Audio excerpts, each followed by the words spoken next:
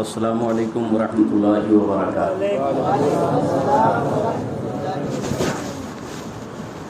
نحمده ونصلي على رسوله الكريم، اما بعد فاعوذ بالله من الشيطان الرجيم، بسم الله الرحمن الرحيم، قل لا اسألكم عليه اجرا الا المودة في القربى، صدق الله العلي العظيم وصدق رسوله النبي الامين المتين الكريم، ونحن على ذلك لمن الشاهدين والشاکرین والحمد للہ رب العالمین۔ ان اللہ وملائکتہ یصلون علی النبی یا ایہا الذین آمنوا صلوا علیہ وسلموا تسلیما۔ اللہم صلی علی سیدنا و مولانا محمد و علی سیدنا و مولانا محمد وبارک وسلم صلاۃ و سلاما علیک یا رسول اللہ وعلی آلک و اصحابک یا نور اللہ صلی اللہ تعالی علیہ وسلم۔ غوث اعظم بمنی بے سرو ساما مدد قبلہ دین مدد کعبہ ایما مدد بگرداب بلا افتاد کشتی ضعیفان و شکسترات و کشتی بحق خواجہ عثمان ہارون مدد کن یا معین الدین چشتی، مدد کن یا معین الدین چشتی، مدد کن یا معین الدین چشتی۔ سرورا شاہا کریمہ دستگیرہ اشرفا حرمت روح پیمبر یک نظر کن سوء ما، اے اشرف زمانہ زمانے مدد دما درہائے بستراز کلید کرم خوشا۔ حاضرین گرامی محترم، ذکر شہیدان کربلا کے اجلاس کی یہ پہلی کڑی ہند سوشل گروپ کی جانب سے منعقد کی گئی ہے، جس کے روح رواں اشرف السادات آل غوث حضرت سید نظام صاحب قبلہ ہیں، اور ماشاءاللہ یہ جو محفل سجی ہوئی ہے حضرت علامہ مولانا ہارون رشید صاحب قبلہ ان کی قیادت میں اور علماء اہل سنت کی موجودگی میں یہ محفل سجی ہوئی ہے۔ جتنے علماء کرام ہیں، حضرت مولانا ریحان صاحب، حضرت علامہ مولانا ہارون رشید صاحب، حضرت علامہ مولانا رضوان صاحب، اور جتنے بھی علماء کرام ہے، سب کی یہاں تشریف آوری ہمارے لیے باعث فخر ہے۔ آپ تمام کی یہاں پر حاضری خود آپ کے ہمارے سب کے لیے نجات کا باعث ہے۔ میں نے جس آیت مبارکہ کی تلاوت کا شرف حاصل کیا، پیارے محبوب صلی اللہ علیہ وسلم کو اللہ نے حکم دیا۔ پاک پروردگار عالم ارشاد فرماتا ہے اپنے محبوب حضور پاک صلی اللہ علیہ وسلم سے، قل، میرے محبوب آپ کہہ دو، کس سے؟ سارے سننے والوں سے، اپنی امت سے، پوری دنیا سے، ساری کائنات سے، اپنے پرائے سب سے کہہ دو، لا اسألکم علیہ اجرا، میں نے جو کچھ بھی تمہارے لیے کیا، یعنی حضور سے اللہ فرما رہا ہے کہ تم بندوں سے یہ کہنا کہ اے لوگو، میں نے جو کیا، اب حضور نے کیا کیا؟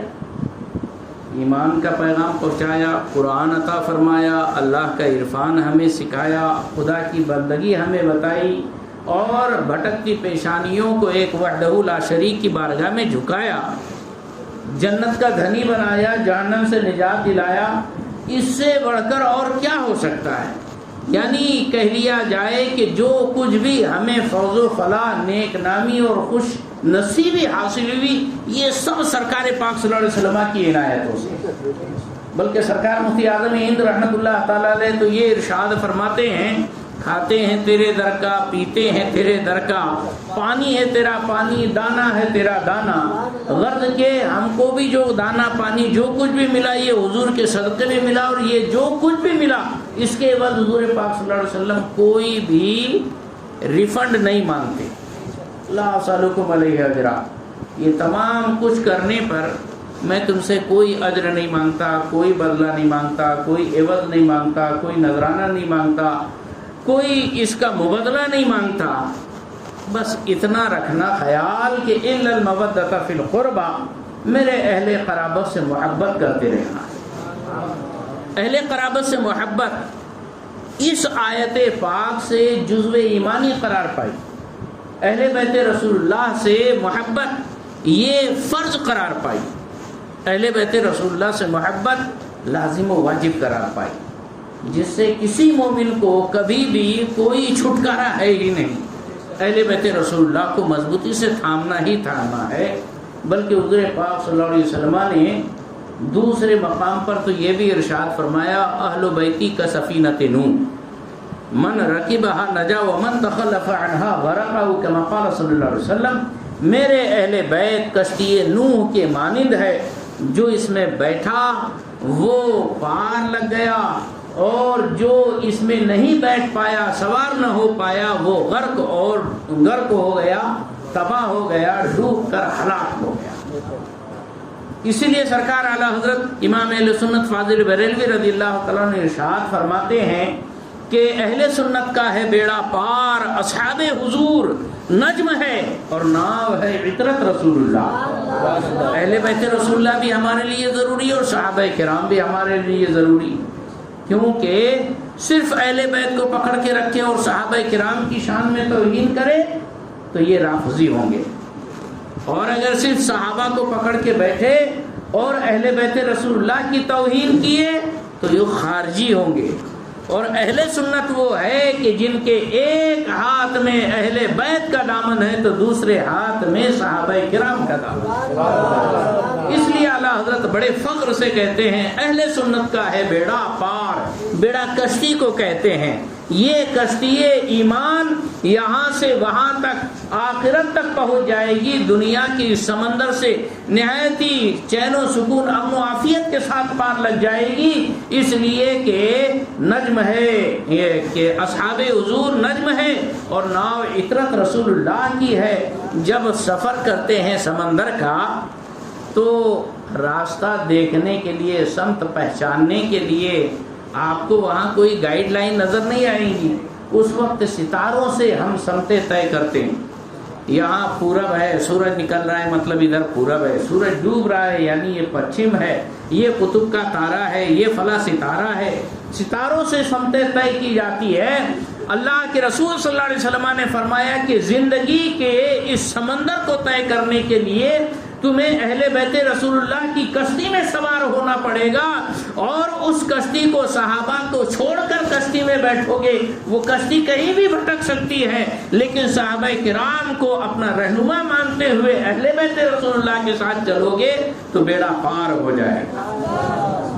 ہاں، نجم ہے اور ناو ہے عطرت رسول اللہ کی، غرض کے اہل بیت رسول اللہ سے محبت کرنا بہت ضروری ہے۔ ایک خاص بڑا پیارا سا نکتہ،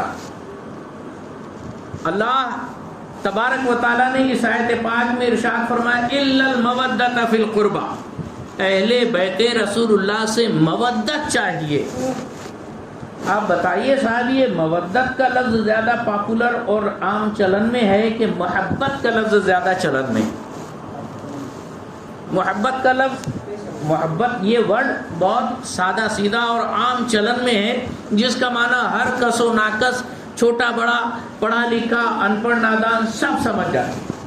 اور مودت بولے تو کتنے لوگوں نے تو پہلی بار سنا ہوگا یہ مودت کیا چیز ہوتی ہے۔ صحیح بات ہے کہ نہیں؟ یہ مودت بولتے کس کو؟ جبکہ مودت اور محبت دونوں سیم معنی رکھتے ہیں۔ ان کو ٹیکنیکلی حساب سے، یعنی اس کو اگر اصطلاحی زبان میں کہیں گے تو یہ مترادفان ہے، معنی ایک لفظ دو لفظ کا ایک سیم معنی ہو تو ان کو مرادف لفظ کہا جاتا ہے۔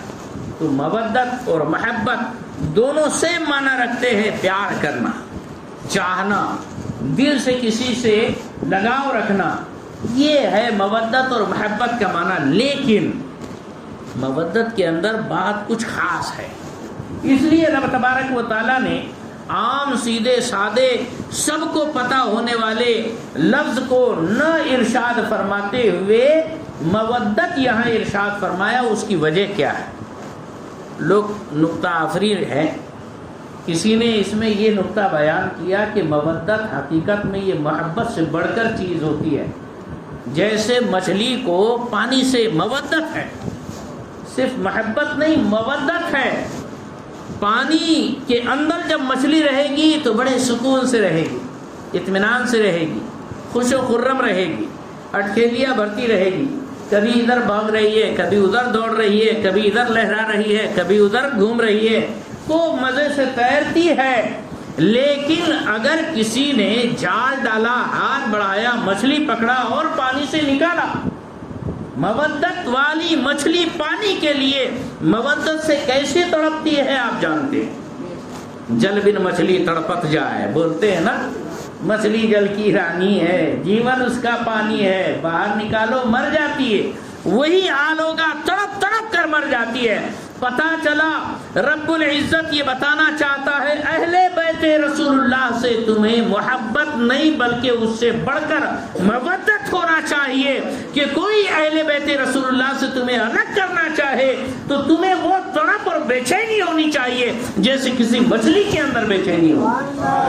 ہاں، اور پھر اسی پر بس نہیں ہے، مودت کا مقام بڑا اونچا، بڑا اونچا، یہاں تک کہ اگر جال میں پکڑ کر لے کر آئے اور آپ نے خرید لیا وہ مچھلی، گھر پر پہنچایا، میڈم کو دیا، میڈم نے چھیل چھال کر کاٹ پیٹ کر اس کو باقاعدہ فرائی کر کے اس کا سالن بنایا، سالن بنانے کے بعد آپ کے سامنے پیش کیا، آپ نے بھی مزے سے کھا لیا، لیکن اب اس کے بعد جب گلاس اٹھا رہے، ارے اس میں تو بساند آ رہی ہے، دھو اس کو۔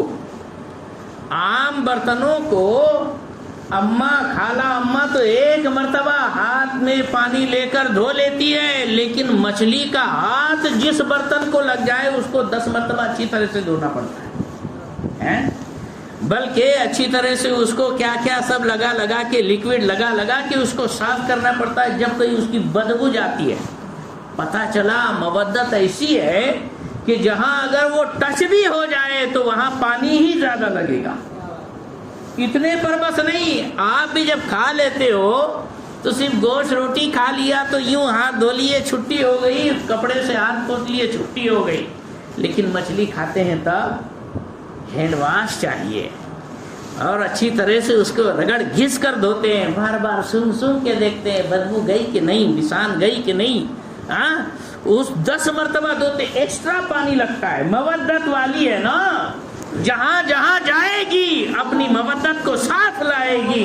پتا چلا کہ تم ایسے رہو، مر بھی جاؤ تو تمہارا تیجا، 10واں، 100واں، چہلم جو بھی ہو اہل بیت کا ذکر ہونا چاہیے۔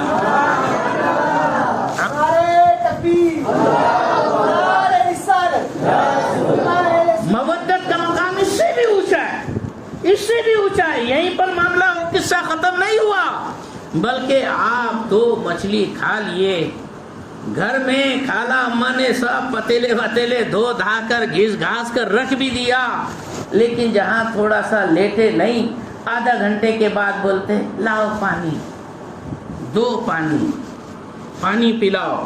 کہیں محفل میں بار بار پانی پی رہے، آپ کیا پوچھیں گے؟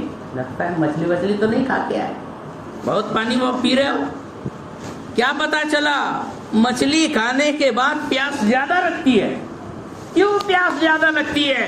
ارے صاحب وہ مر گئی، گل گئی، کھب گئی، پیٹ میں چل گئی، ہضم بھی ہو گئی، لیکن اندر سے وہ مودت والی چلاتی ہے لاؤ پانی، دو پانی، لاؤ پانی، دو پانی۔ پانی پر پانی پیتا جاتا ہے انسان۔ گویا یہ بتایا جا رہا ہے ایسے اہل بیت رسول اللہ سے صرف محبت نہیں کرنا، مودت کرنا، اس طور پر کہ اگر مر کھپ جاؤ، قبر کے اندر دفن ہو جاؤ، مٹی میں بھی مل جاؤ تو تمہارے مٹی کا کن کن پکارے حسین حسین۔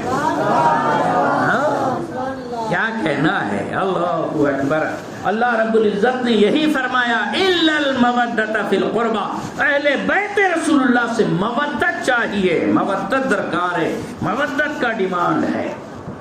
اب یہ مودت کیا کام کی، ہمیں کیا فائدہ؟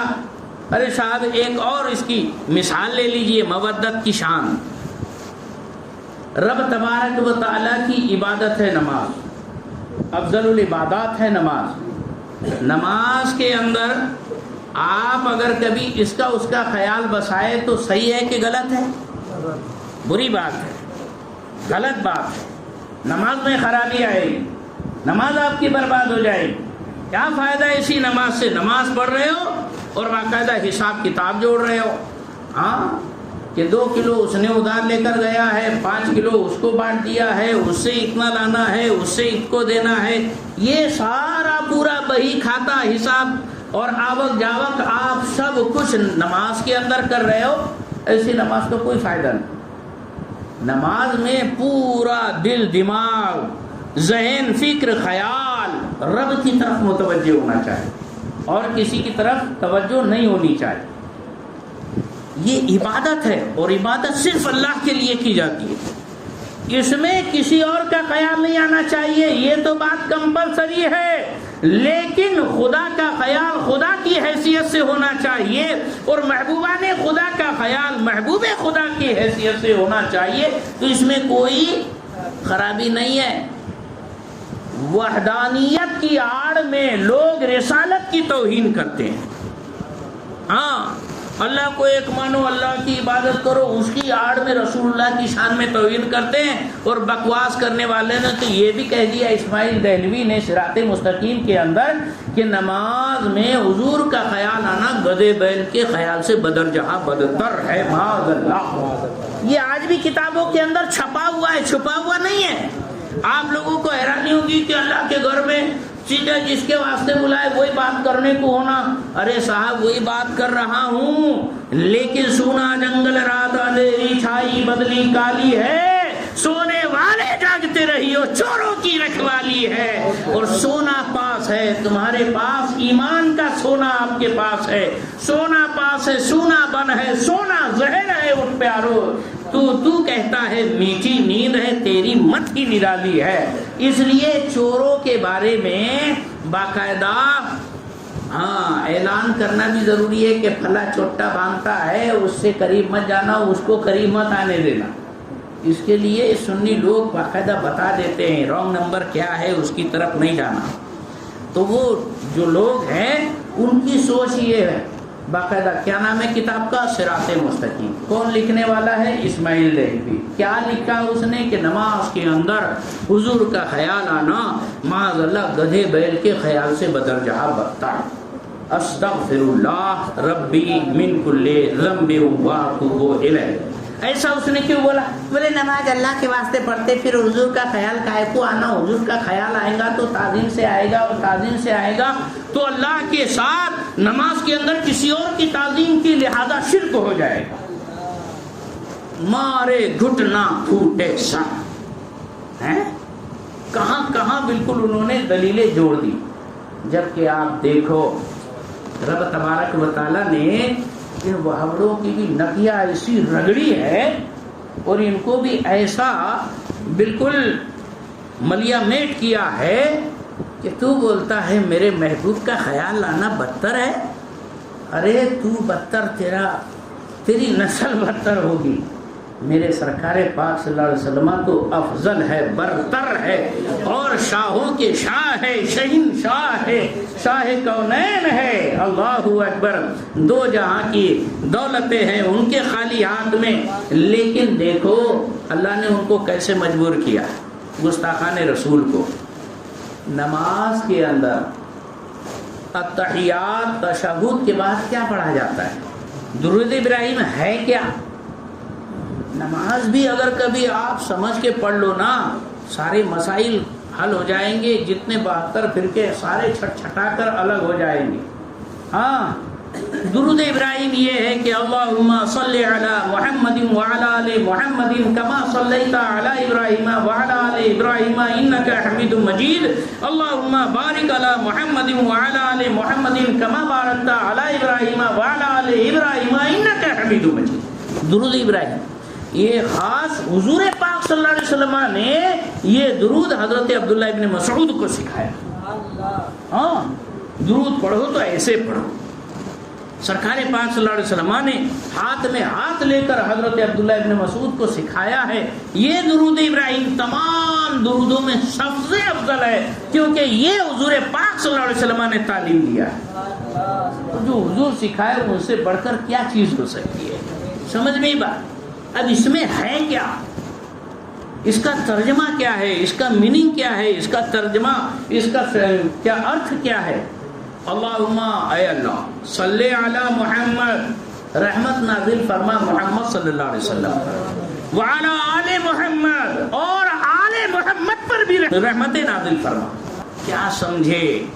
یہ لوگ تو کہہ رہے تھے کہ حضور کا خیال آنا بدتر ہے، اللہ نے ایسا باندھ دیا کہ میرے محبوب کیا، میرے محبوب کی آل تک کا نام نہیں لے گا تو تیری نمازیں پوری نہیں ہوگی، ہے کہ نہیں؟ کیسا باندھا اللہ تعالیٰ نے۔ اب بڑوں کو بولو کہ اب جو تو یہ پڑھے گا تو حضور کا خیال آئے گا کہ نہیں آئے گا؟ ہاں، اور صرف حضور کا نہیں، اہل بیت رسول اللہ کا بھی آئے گا۔ آل محمد کون؟ کیا صرف وہی پنجتن پاک حسن و حسین رضی اللہ تعالیٰ عنہما، حضرت مولا علی، حضرت بی بی فاطمہ؟ قیامت تک کے لیے جو صحیح و نسب سادات کرام ہے وہ سب اس میں شامل ہے۔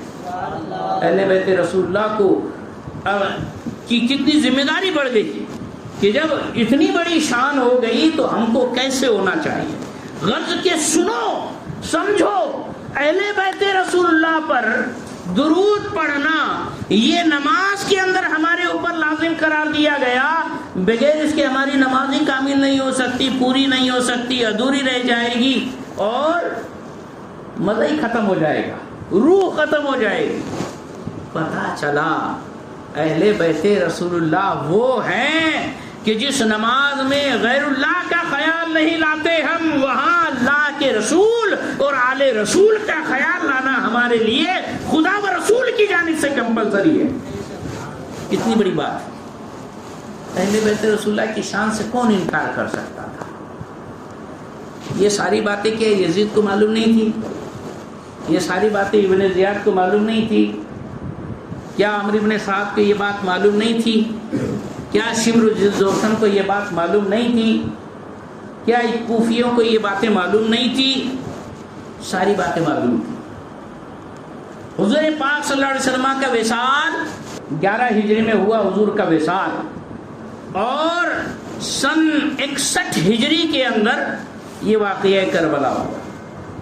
حضور کے پردہ فرمانے کے اونلی 50 سال کے بعد یہ واقعہ رونما ہوا، جس میں خود حضور کے خانوادے یعنی امام حسین سے زیادہ قریبی رشتہ دار پورے آسمان کے نیچے زمین کے اوپر کوئی دوسرا تھا ہی نہیں۔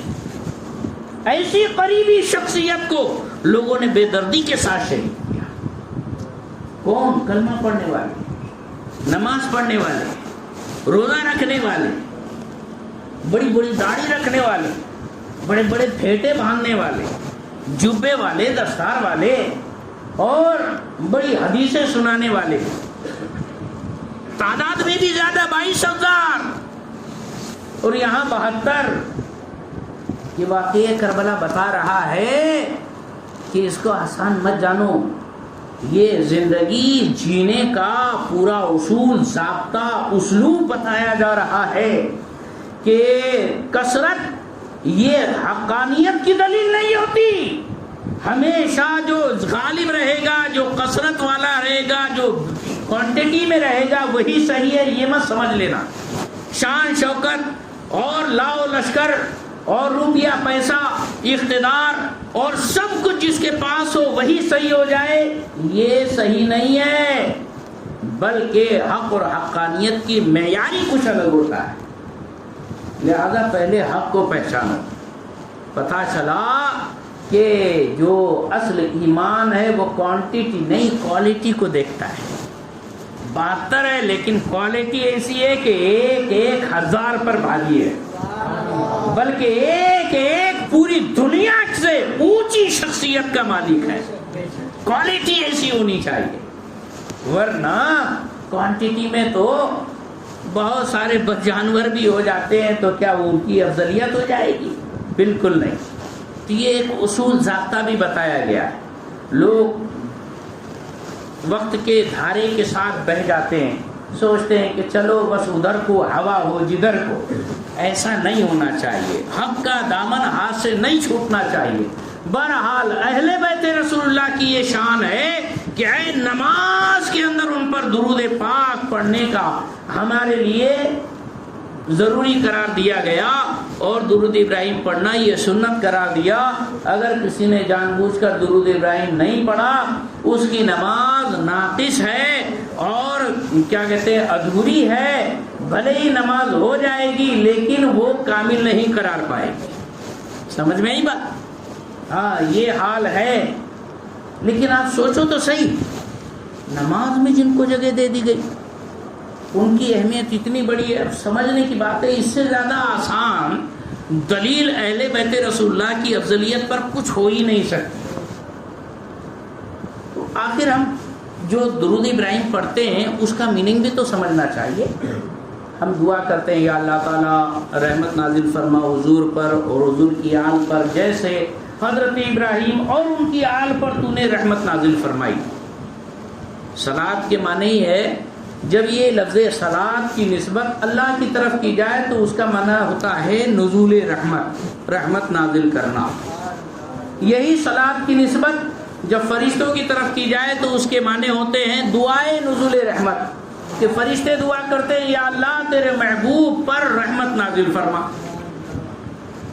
اور یہی صلاۃ کی نسبت جب بندوں کی طرف کی جائے تو اس کا بھی میننگ ہوتا ہے دعائے نزول رحمت. یعنی جو معنی فرشتوں کے ساتھ لفظ صلاۃ کو جوڑنے پر ہوتا ہے وہی بندوں کے ساتھ لفظ صلاۃ کو جوڑنے پر ہوتا ہے. ہمارا درود یہ ہے کہ ہم دعا کرتے ہیں یا اللہ تو رحمت نازل فرما. ہم کچھ نہیں کرتے، اللہ کی بارگاہ میں بس گزارش کرتے ہیں، کرنے والا تو اللہ ہے اصل. رحمت ہم نازل کر سکتے کیا؟ رحمت تو ہمارے پاس ہے ہی نہیں. رحمتوں کا مالک پروردگار. ہم اس کو عریضہ لگاتے اللہم صلی، اے اللہ تو درود رحمت نازل فرما، یا صلی اللہ، اللہ نے رحمت نازل فرمائی، ہے نا. اللہم صلی علی محمد یا صلی اللہ علی نبی الامی والہ، یا جو بھی صیغہ لاؤ اس میں یا تو لفظ صلی آئے گا یا صلی اللہ آئے گا. دونوں کا معنی یہ ہے کہ ہم کچھ نہیں کر رہے، اللہ کی بارگاہ میں گزارش کر رہے یا اللہ تو رحمت نازل فرما، تو رحمت نازل فرما. اور فرشتوں کا درود بھی تو یہی ہے کہ وہ دعا کر رہے ہیں. لہذا ہم نے درود پڑھ کر کوئی نیا کام کیا، کوئی ایکسٹرا کام کیا، کوئی خاص عمل کیا جو کوئی نہیں کر رہا تھا، ایسا تو ہوا نہیں.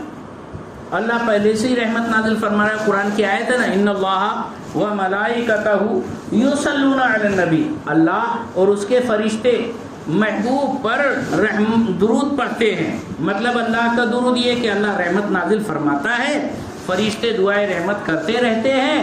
یہ کام تو چل رہا ہے، فرشتے کہہ رہے ہیں اللہ تعالیٰ نازل کر رہا ہے. فرشتے نہ بھی کہے تو اللہ پہلے ہی نازل فرما رہا ہے نا.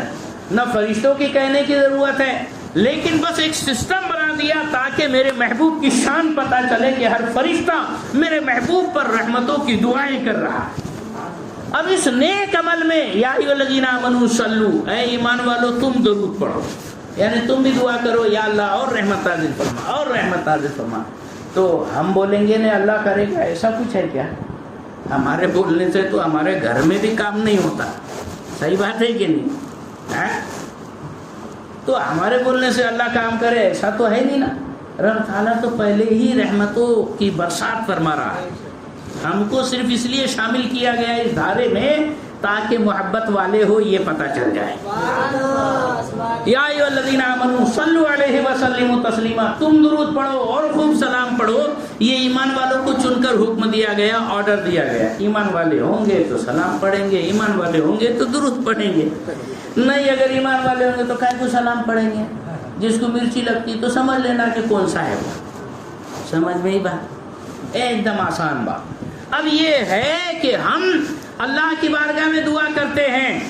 رب تبارک و تعالیٰ نے یہ رحمتیں جو نازل فرمائی محمد رسول اللہ اور آل رسول اللہ پر کیسے، تو وہ بھی ہم باقاعدہ اگزامپل دے کر اللہ کی بارگاہ میں عرض کرتے ایسی رحمت نازل فرما جیسی رحمت حضرت ابراہیم اور ان کی آل پر تو نے نازل فرمائی.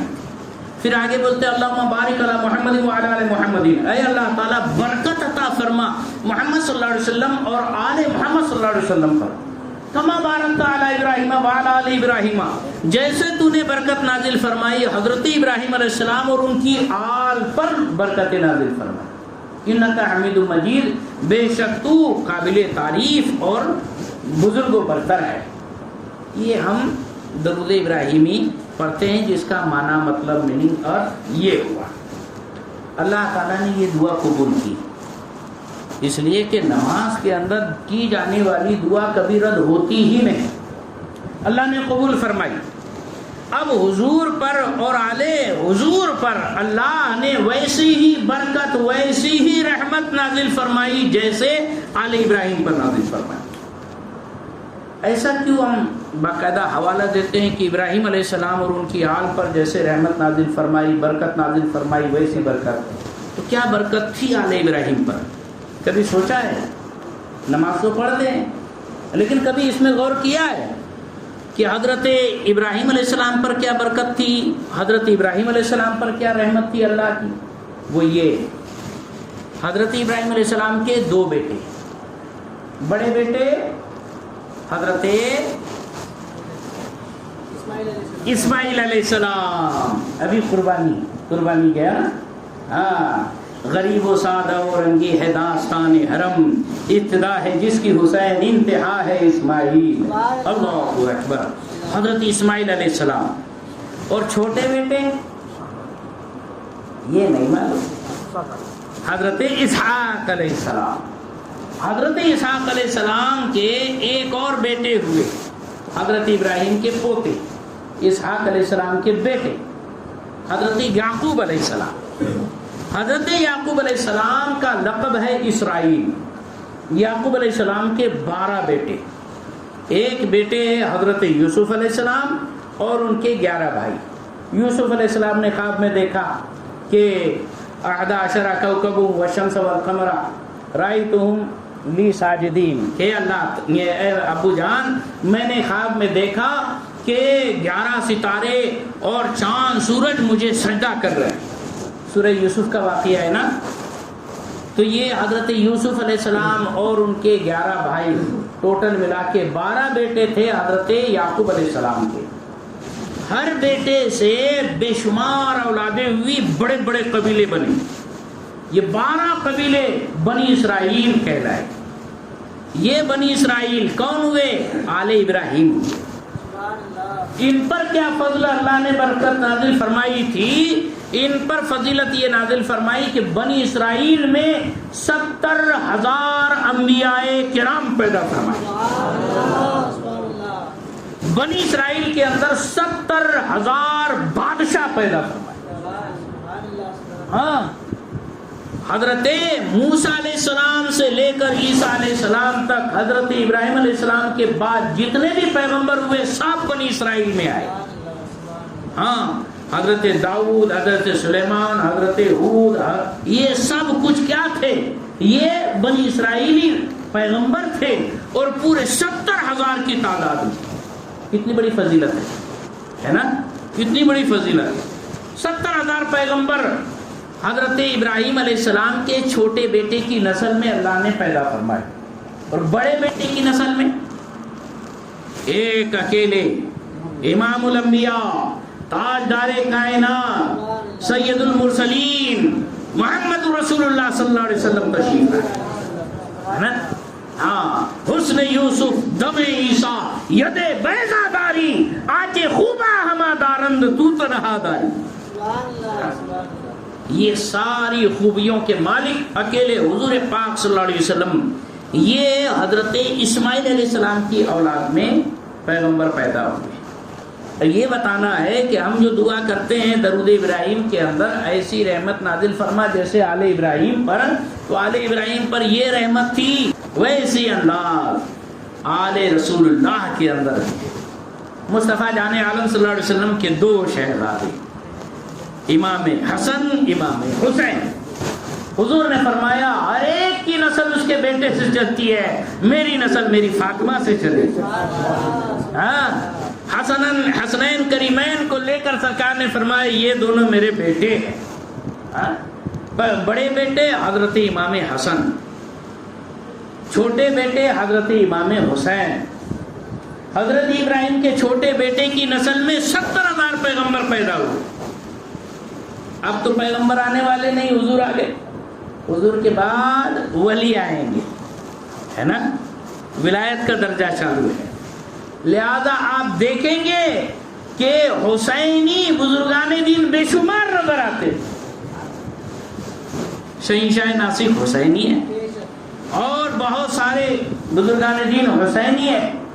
حسنی سادات میں اولیاء اللہ کو آپ ڈھونڈیں گے تو بہت کم نظر آتے ہیں، لیکن ایک ایسا شہسوار اور شہوار نظر آتا ہے، وہ ہے پیران پیر غوث اعظم دستگیر، جو سارے ولیوں کے تاجدار بن کر تشریف لائے.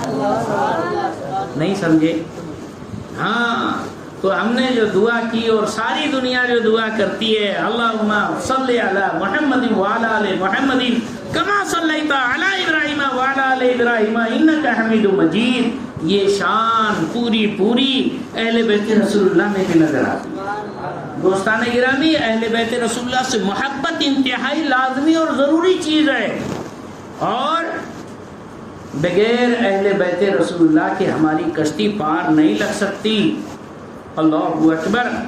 حسنین کریمین رضی اللہ تعالیٰ عنہما کی وہ شانیں دیکھیں. اللہ کے رسول صلی اللہ علیہ وسلم فرماتے ہیں کہ الحسن والحسین سیدہ شباب اہل جنہ، حسن و حسین یہ جنتی جوانوں کے سردار ہے.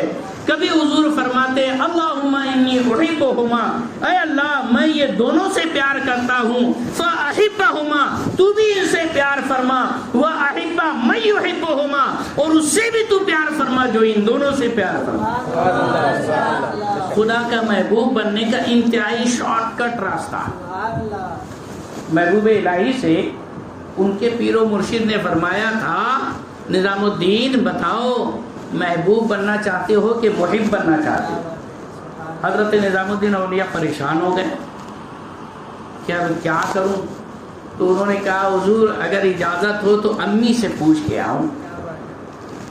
مائیں بڑی اونچی پہنچی ہوئی ہوتی تھی جب بیٹے ایسے نیک ہوا کرتے تھے. حضرت محبوب الہی کو حکم ہوا ٹھیک ہے جاؤ اماں سے مشورہ کر کے آؤ. حضرت محبوب الہی رحمت اللہ تعالیٰ علیہ امی کے پاس جانے لگے. چاندنی چوک سے گزرے، دیکھا کہ وہاں ایک مجذوب آدمی بیٹھا ہوا ہے. مجذوب کس کو بولیں گے؟ جو بظاہر دیوانہ انسان، دیوانے کو سارا جہاں دیکھ رہا ہے، دیوانہ خدا جانے کہاں دیکھ رہا ہے. دیوانے کو تحقیر سے دیوانہ نہ کہنا، دیوانہ خدا جانے کہاں دیکھ رہا ہے. تو بہرحال ایک دیوانہ نظر آیا، مجذوب تھے، وہ واقعی مجذوب تھے. آج کل تو کوئی بھی ایڑا دھڑا دکھا تو اس کو ڈائریکٹ ولی کی پدوی دے دیتے. آپ کو ضرورت نہیں ہے. اگر کبھی واقعی وہ مجذوب ہے تو وہ خود ہی لوگوں سے اپنے آپ کو پردے میں رکھنا چاہتا ہے. خامخواہ آپ اس کے پیچھے کیوں پڑے ہو؟ اور مجذوب ہونا یہ ایک درجہ ہے. آپ کون ہوتے ہو سند دینے والے؟ لہذا ان کے حال پہ چھوڑ دو. اگر وہ واقعی مجذوب ہے تو ان کو ہماری ضرورت نہیں، اور اگر دیوانہ ہے تو کاہے کو زبردستی دیوانے کو آپ مجذوب کا اتنا عہدہ دے رہے ہو.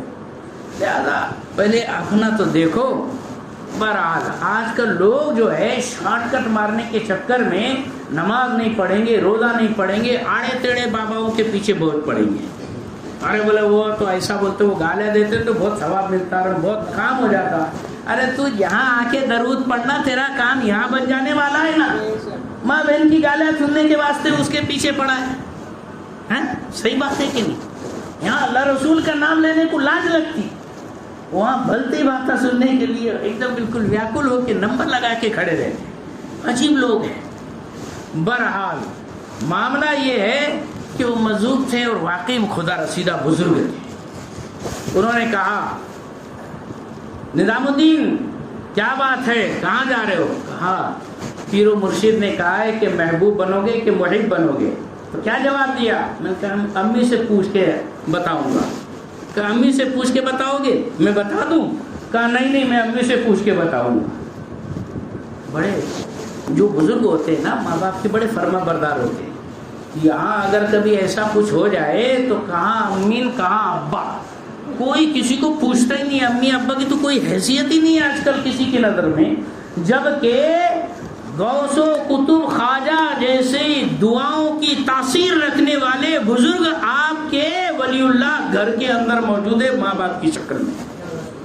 ان کی دعا لے لو وہ کیسے بھی ہو ان کے اعمال ان کے ساتھ، لیکن اگر اولاد کے لیے دعا کرتے ہیں تو مصطفیٰ نے فرمایا ہے دعا الوالد لولدہ کا دعائی نبی لامتہ، ایک باپ کی دعا اولاد کے حق میں وہ درجہ رکھتی ہے جو پیغمبر اپنے امت کے حق میں دعا کرتا ہے۔ گھر کے پیروں کو ملیجی کے چوری کرتے، بلدی کے پیچھے دوڑیں گے، اللہ اکبر۔ غرض کے حضرت نظام الدین اولیاء امی کے پاس چلے گئے، اماں نے پوچھا کیا بیٹا کیا ہوا؟ کہا پیر و مرشد نے آج یہ سوال کیا ہے کہ محبوب بننا چاہو گے کہ محب بننا چاہو گے؟ تو پھر میں آ رہا تھا تو راستے میں ایک مجذوب ملے، انہوں نے کہا میں بتاؤں، تو میں نے کہا نہیں میں امی سے پوچھ کے آتا ہوں۔ اماں نے کہا بیٹا جو مجذوب جواب دے وہی کہہ دینا۔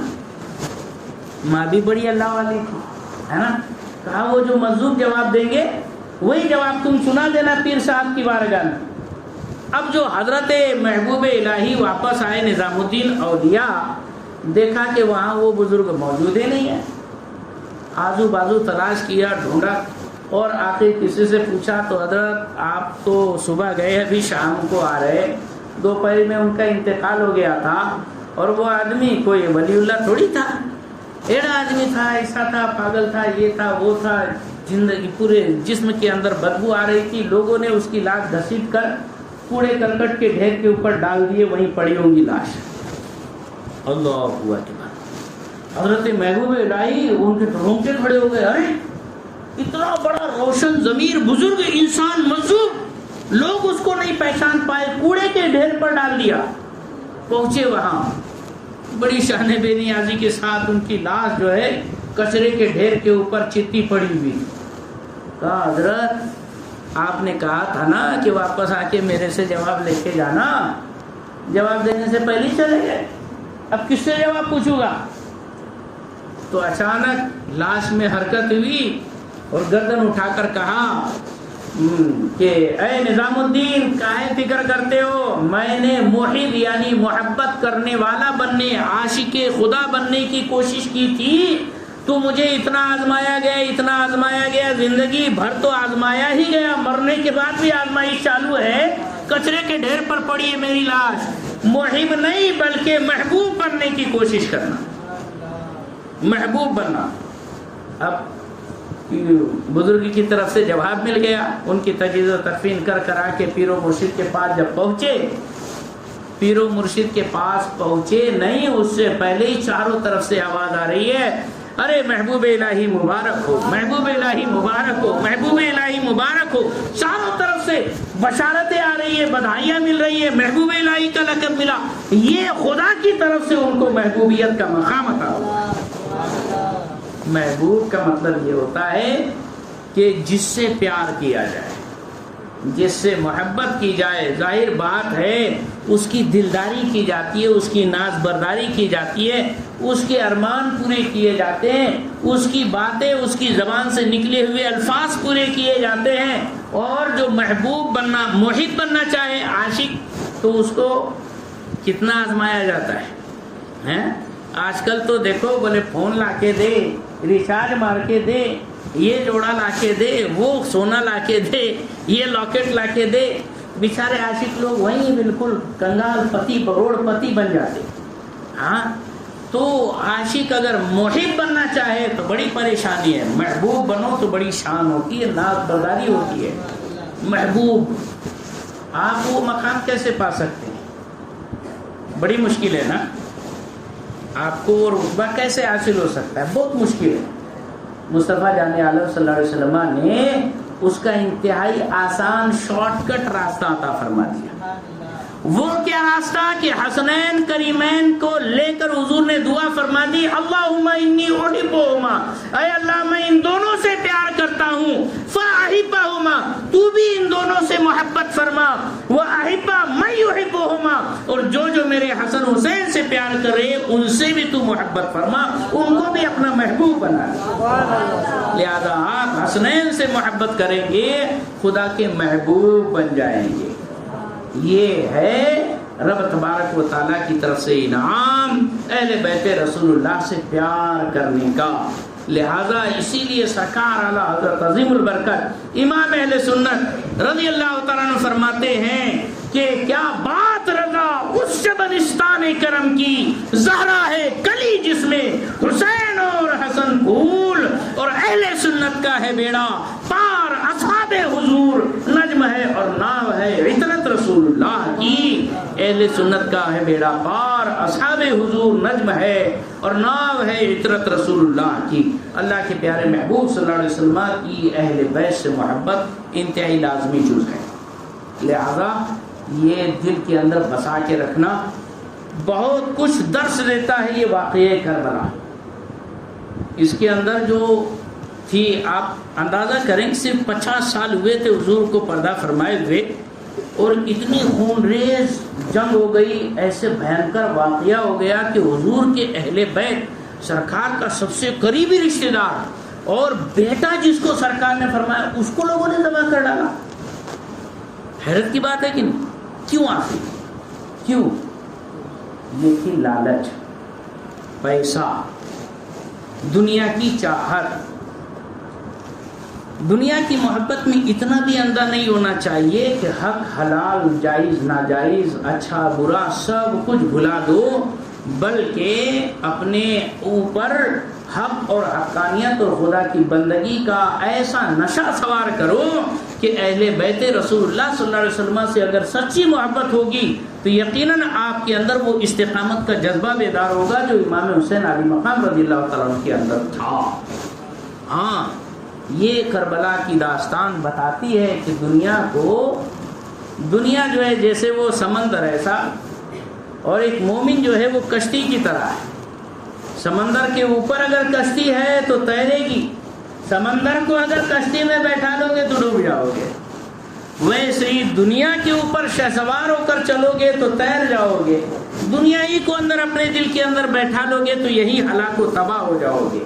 یہی وجہ تھی کہ وہ لوگ خوب بخوبی جانتے تھے۔ امام علی مقام رضی اللہ تعالیٰ نے یہی تو بتایا تھا کہ اے لوگو، میں تمہارے بولنے پر آیا ہوں، بلانے پر آیا ہوں، ایسے نہیں آیا ہوں، تم نے خطوط بھیجے ہیں تب میں آیا ہوں۔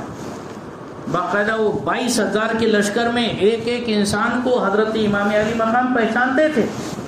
کوفے والے لوگ اٹھ کر آئے تھے وہاں پر۔ ہاں، امام علی مقام نے کہا تم نے لکھا تھا، دیکھو تمہارا خط میرے پاس ہے، تم نے بلایا ہے مجھے، فلاں کا نام لے کر کہا تم نے ہی تو خط لکھا تھا مجھے بلایا، تم نے ہی تو خط لکھا تھا مجھے بلایا، تمہارے خطوط میرے پاس ہے۔ گئے خیمے میں، خیمے سے باقاعدہ خطوط کا بھرا ہوا وہ جھولا لے کر آئے، تھیلا انڈیل کر بتایا 250 خط تھے، ایک دو بھی نہیں، 250، جس میں باقاعدہ لکھنے والوں کا بھی نام تھا۔ اب امام علی مقام رضی اللہ تعالیٰ نے جب یہ فرما دیا کہ میرے پاس باقاعدہ ڈاکومنٹری موجود ہے، ثبوت موجود ہے، تحریر ثبوت باقاعدہ یہاں پر میرے پاس موجود ہے، ہاں، حوالہ موجود ہے، گواہ موجود ہے، ثبوت موجود ہے، دلیل موجود ہے، وہ جتنے بھی تھے 250 خط لکھنے والے سب چکر میں پڑ گئے۔ اب امام علی مقام کو زندہ نہیں چھوڑنا چاہیے، اگر زندہ چھوڑ دیے، یہ کبھی چلے گئے یزید کے پاس تو وہاں یہ ہماری پول کھول دیں گے، ہمارے خط پیش کر دیں گے، یزیدوا سمجھے گا کہ انہوں نے بلایا مطلب یہ ہمارے دشمن ہے، امام علی مقام کو چھوڑے گا پہلے ہم کو مار ڈالے گا۔ لہذا بالکل ثبوت صحیح ساری چیزیں ختم کیے جائیں، اس لیے امام علی مقام کو شہید کرنے کے درپے ہو گئے یہ سارے یزیدی۔ امام علی مقام کو شہید کیا اور باغ میں باقاعدہ یہ آپ کے خیمے کو آگ بھی لگا دی تاکہ جو کچھ بھی ثبوت ہے وہ سارے خاکستر ہو جائے، کچھ ہاتھ میں نہ بچے، کوئی دلیل ثبوت یزید کے پاس زندہ نہ پہنچ پائے۔ یہ کوشش کی گئی۔ کیا تھا وہ؟ صرف یہی دنیا کی لالچ، شہد دکھائے، زہر پلائے، لاتی قاتل ڈائن شوہر کش، اس مردار پہ کیا للچایا، دنیا دیکھی بھالی ہے، الدنیا جیفت و آکلها کلاب۔ اللہ کے رسول صلی اللہ علیہ وسلم نے ارشاد فرمایا یہ دنیا مردار ہے اور اس کو کھانے والے اور دنیا کی طرف بالکل اندھے ہو کر دوڑنے والے یہ سگ ہے، کتے ہیں۔ لہذا ہمیں بھی چاہیے کہ دنیا کو اتنا دل میں نہیں بسانا چاہیے۔ جہاں اے برادر نبانت بکس، دل اندر جہاں آفری بندوبست، یہ دنیا کسی کے ساتھ وفا نہیں کرتی، دنیا کے پیدا کرنے والے کے ساتھ دل لگانا چاہیے۔ یہ حضرت امام عالی مقام رضی اللہ تعالیٰ عنہ کا پیغام تھا۔ انشاءاللہ آج پہلا دن تھا، آپ کو زیادہ نہیں تھکاؤں گا۔ یہ کل کے روز انشاءاللہ اور بھی کچھ بیان کیا جائے گا۔ اللہ تبارک و تعالیٰ ہمارے آپ کی سب کی حاضری قبول فرمائے۔